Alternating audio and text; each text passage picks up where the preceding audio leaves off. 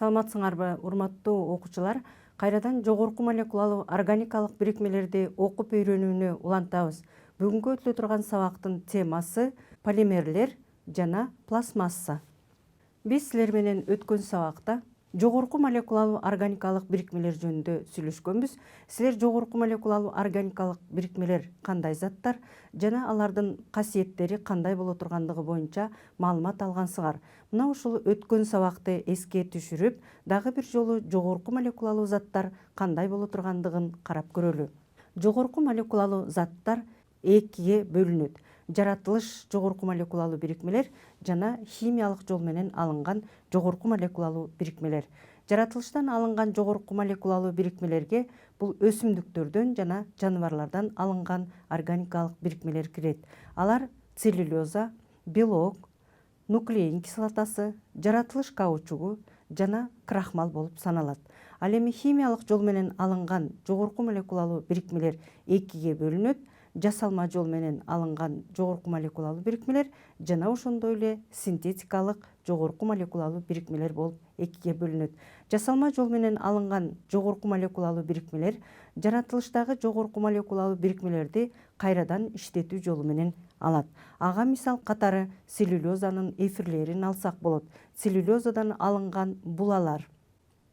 Ал эми синтетикалык жогорку молекулалуу бирикмелерге полиэтилен, полипропилен, полистирол, синтетикалык каучук, капрон жана лавсан кирет. Мына бүгүн балдар силер менен биз химиялык жол менен алынган жогорку молекулалуу бирикмелер боюнча сүйлөшөбүз. Химиялык жол менен алынган жогорку молекулалуу бирикмелерге полиэтилен, полистирол, полипропилен жана фенолформальдегид чайырлары кирет. Андемесе мына ушул химиялык жол менен алынган жогорку молекулалуу бирикмелердин өкүлү пластмассалардын түрү болгон полиэтилендин касиеттерин карап көрөбүз. Пластмасса деген эмне? Пластмассанын эки түрү бар: термопластикалык жана термореактивдүү болуп экиге бөлүнөт. Пластмасса бул полимерлерден түзүлгөн зат. Бул пластмасса өзүнүн жеңилдиги, механикалык жактан туруктуулугу жана газды жана сууну өткөзбөгөн касиетке ээ болгондугуна байланыштуу бардык тармактарда кеңири колдонулчу жогорку молекулалуу бирикме болуп саналат. Термопластикалык пластмасса кандай касиетке ээ болот? Термопластикалык пластмасса бул жогорку температурада эрийт, кайрадан муздатканда калыбына келет. Кислоталарга, кычкылдандыргычтарга туруктуу концентрацияланган азот кислотасы гана термопластикалык пластмассалардын молекулаларынын структурасын бузат. Термопластикалык пластмассага полиэтилен, полипропилен кирет. Ал эми термореактивдүү пластмасса болсо жогорку температурада эриткенде формасын кайрадан калыбына келтирбейт. Булар дагы кислоталарга, шылычторго жана кычкылдандыргычтарга туруктуу болуп саналат. Термореактивдүү пластмассаларга бул фенолформальдегид чайыры кирет. Пластмасса бул полимерлерден турган зат. Жалаң эле пластмасса полимерлерден турбастан, алардын касиетин жогорулатуучу ар түрдүү компоненттерден турат. Ал компоненттерди биз байланыштыргыч зат деп атайбыз. Бул байланыштыргыч заттарга толтургучтар, стабилизаторлор, боектор жана ошондой эле пластификаторлор кирет. Анда алар кандай касиетти бере тургандыгын карап көрөлү. Байланыштыргыч заттарга толтургучтар кирет. Толтургучтар пластмассанын касиетин жогорулатат. Аларга жыгач уну, кездеме жана асбест кирет. Ошондой эле ийилчектигин жогорулатуучу пластификаторлор колдонулат жана алардын жогорулатуучу касиетин бир калыпта кармап туруучу стабилизаторлор колдонулат жана ошондой эле пластмассанын ар кандай түстөрүн берүү үчүн пластмассага боек заттар кошулат. Ошондуктан пластмасса бардык айыл чарбасында, машина курууда жана ошондой эле радиотехникада тетиктерин жасоодо абдан кеңири колдонулчу эң практикалык жогорку молекулалуу бирикме болуп саналат. Анда эмесе мына ушул пластмассага кирген пластмассанын эң жөнөкөй өкүлү полиэтилен кандай касиетке ээ боло тургандыгын карап көрөлү. Полиэтилендин молекуласы бул этилендин молекуласынан пайда болгон. Полиэтилен бул жогорку молекулалуу органикалык бирикме, ал эми анын мономери этилен болуп саналат. Мономери структуралык звеносу CH2, CH2 болуп саналат. Полиэтилендин макромолекуласындагы мономерлер биринин артынан экинчиси иреттүү жайланышып, сызыктуу түзүлүшкө ээ болот. Кармаганда май сыяктуу майланышкан ак түстөгү зат болуп эсептелинет. Полиэтилен газды жана сууну өткөрбөгөндүктөн аларды азык-түлүк продукталарын сактоодо, азык-түлүк продукталарын бир жерден экинчи жерге ташууда кеңири колдонулат. Жана ошондой эле полиэтилендин дагы бир касиети бул жогорку механикалык туруктуулугунан машиналарды ороп бир жерден экинчи жерге жеткирүү үчүн колдонулчу материал катарында дагы колдонулат. Жана ошондой эле полиэтилен электр тогун өткөрбөйт. Ошондуктан электр зымдарын жана кабелдерди изоляциялоодо дагы полиэтилен кеңири колдонулат. Андан кийинки пластмассанын бир түрү полиэтилен бул эки жол менен алынат. Жогорку басымда, басым 350 мегапаскаль басым астында алынат, жана ошондой эле төмөнкү басымда 100 атмосфера басым астында алынган полиэтилендин түрлөрү бар. Мындай полимерлер жогорку басымда алынган полиэтилен температурага дагы туруктуу болот дагы 80-100 градус Цельсиядагы температурага туруктуу болуп эсептелинет. Полиэтилендин жеңилдигинен жана механикалык урунууга туруктуулугунан газды жана сууну өткөзбөгөндүктөн колдонуу тармактары абдан кеңири. Полипропилен, андан кийинки пластмассанын өкүлү бул полипропилен болуп саналат. Полипропилендин молекуласында CH2, CH жана CH3 деген мономерден турат. Бул мономер пропилен. Пропилендин молекуласынын молекулалык массасы бул 80 миңден 200 миңге чейин жетет.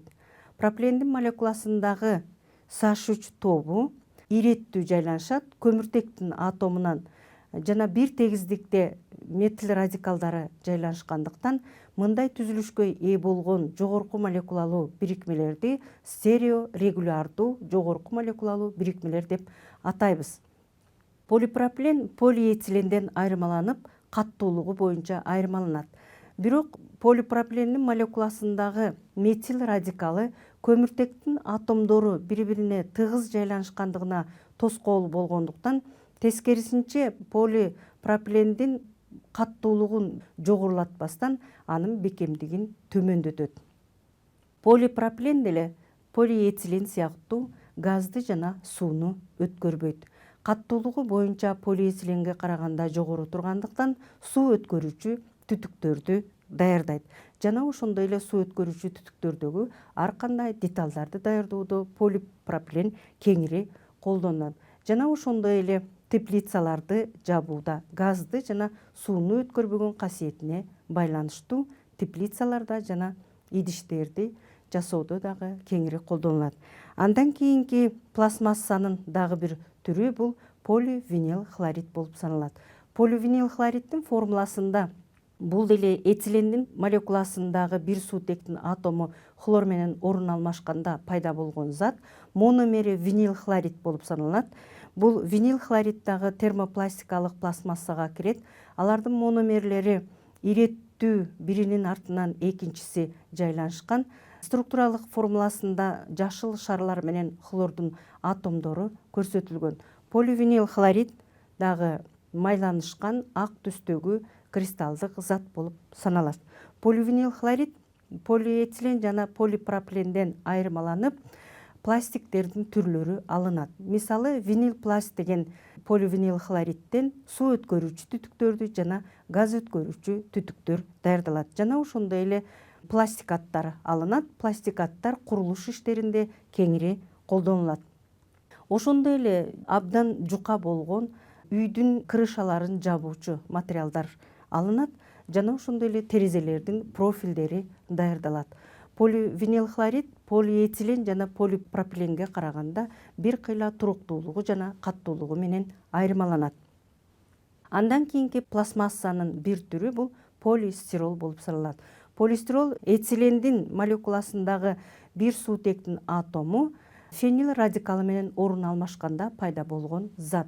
Анын формуласы CH2, макромолекуласындагы мономерлер CH2, CH, C6H5 деген фенил радикалы менен бир суутектин атому орун алмашкан жана N жолу деп жазылат. Бул зат полистирол деп аталат. Полистирол ак түстөгү порошок түрүндөгү зат. Булардан ар кандай листтер даярдалат. Жана ошондой эле бул полистиролдун полиэтилен жана полипропиленден айырмасы ар кандай формага келтирүүгө ийкемдүү болгондуктан декоративдүү буюмдарды жасоодо дагы кеңири колдонулат. Жана ошондой эле полистиролго көбүктөнүүчү заттарды кошуп, ал көбүкчөлөр бир аз убакыттан кийин катып калат дагы. Натыйжада үндү изоляциялоочу жана жылуулукту изоляциялоочу материалдар алынат. Бул материалдар курулуш иштеринде абдан кеңири колдонулат. Андан кийинки зат бул фенол формальдегид пластмассасы. Фенол формальдегид пластмассасы бул фенол формальдегид чайырынан алынган. Фенолдун молекуласы N молекуласын алсак, анда бул фенол формальдегид чайырында фенолдун молекулаларынын мономерлеринин саны 50 миңден 300 миңге чейин жетет. Фенолго метаналь алдегидин кошобуз, же болбосо алдегидти кошкондо фенолдун молекуласындагы суутек кычкылтек менен орун алмашат дагы. Бул реакцияга кислоталар жана шылычторду катализатор катарында катышат. Андан кийин бул фенолдун молекуласындагы 2 жана 6 көмүртектин атомундагы атомдор орун алмашат. Эгерде фенол жетиштүү болсо, анда 2, 4, 6 көмүртектеги атомдор орун алмашат дагы. Натыйжада N молекула фенол формальдегид чайыры пайда болот жана суу бөлүнүп чыгат. Суунун бөлүнүп чыккандыгы полиэтилендин жана полипропилендин макромолекулаларынын пайда болушунан айырмасы, фенол формальдегид чайыры бул поликонденсация реакциясынын натыйжасында алынган продукта болуп саналат. Ал продукталардан эмнелер даярдалат? Фенол формальдегид чайырынан фенол формальдегиддик пластмасса алынат.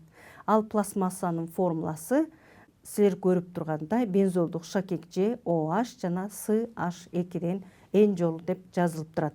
Фенол формальдегид чайыры бул кара түстөгү суюк зат. Бул мына ушул суюк затта ар кандай толтургуч заттарды, стабилизаторлорду кошуу менен фенол формальдегиддик пластмассалары алынат. Бул термореактивдүү пластмасса болуп саналат. Анткени жогорку температурада эриткен учурда ал формасы бузулат, кайрадан калыбына келбейт. Ошондуктан бул пластмассаны термореактивдүү пластмасса деп атайбыз. Бул фенол формальдегиддик пластмасса абдан туруктуулугу боюнча жогору болгондуктан розеткалар даярдалат, жана ошондой эле штепселдер даярдалат, жана телефондордун трубкалары жана пластиктердин түрлөрү даярдалат экен. Пластиктердин түрлөрү үй турмушунда дагы кеңири колдонулат. Ошондой эле фенол формальдегид чайырынан эң негизги болгон бул курулуш иштеринде колдонулчу толтургучтар колдонулат. Бул толтургучтар мисалы айнек ваталары деп аталат, же болбосо курулуш иштеринде колдонуучу, жылуулоочу жана үндү изоляциялоочу толтургучтар катарында кеңири колдонулат. Ал эми пластиктер дагы курулуш иштеринде абдан кеңири колдонулуучу заттар болуп саналат. Мына балдар, бүгүнкү сабакта силер жогорку молекулалуу бирикмелер болгон пластмассалардын түрлөрү менен тааныштыңар. Пластмассаларга демек полиэтилен, полипропилен, полистирол жана ошондой эле поливинил хлорид жана формальдегиддик, фенол формальдегиддик чайырлары, алардан алынган пластмассалар кире тургандыгы боюнча маалымат алдыңар. Бул заттар абдан өзүнүн бекемдиги, механикалык урунууга туруктуулугу боюнча айырмаланган заттар болгондуктан курулуш иштеринде, айыл чарбасында, машина курууда абдан кеңири колдонулчу заттар болуп саналат. Анда мына ушул алынган маалыматтар боюнча силер төмөнкү суроолорго жооп берсеңер. Төмөнкү структуралык звено кайсы заттын макромолекуласын түзөт? CH2, CH кош байланышы бар. CH жана CH2 деген структуралык звено кайсы заттын макромолекуласын түзөт? Демек, биринчи бутадиен стирол каучугу, экинчи полистирол, үчүнчү полипропилен, төртүнчү бутадиен каучугу. Демек, туура жооп бутадиен каучук экен. Андан кийинки суроо. Полиэтилен кайсы реакциянын натыйжасында алынат? Биринчи гидрлөө, экинчи изомерлешүү, үчүнчү полимерлешүү, төртүнчү сульфирлөө реакциясы. Демек, туура жооп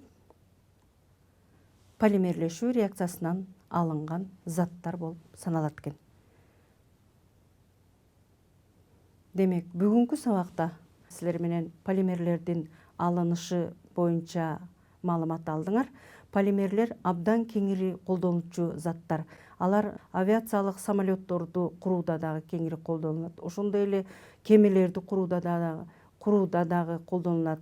Абдан габариттүү конструкцияларды даярдоодо мына ушул химиялык жол менен алынган жогорку молекулалуу бирикмелер колдоно тургандыгы боюнча маалымат алдыңар. Мына бүгүнкү сабакта полимерлердин алынышы жана ошондой эле пластмассалардын түрлөрү, пластмассалардан полипропилен, поливинил хлорид, полистирол жана ошондой эле фенол формальдегиддик пластмассалардын алынышы боюнча маалымат алдыңар. Мына бүгүнкү сабак менен кийинки сабакта мына ушул химиялык жол менен, синтез жолу менен алынган жогорку молекулалуу бирикмелер боюнча таанышасыңар. Кийинки сабакта биз бул сабакты улантабыз. Бүгүнкү сабак ушуну менен аяктады. Кайрадан көрүшкөнчө саламатта болгула.